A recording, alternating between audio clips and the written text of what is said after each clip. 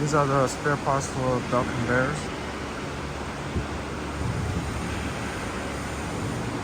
Just done the painting.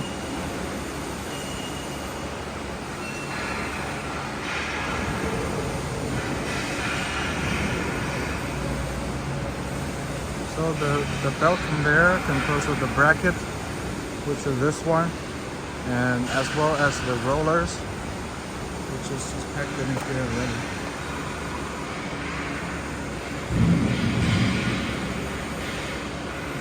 These are the rollers. So for example, this one of the rollers will be, the 3 rollers per set will be installed on the bracket, and that forms a complete belt conveyor assembly. These are the rollers.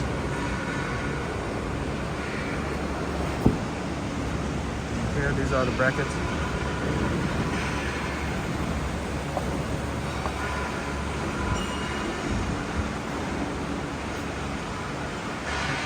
Also, in terms of the procedures, manufacturing procedures, if we come up here, you can see we have a laser cutting machines in here.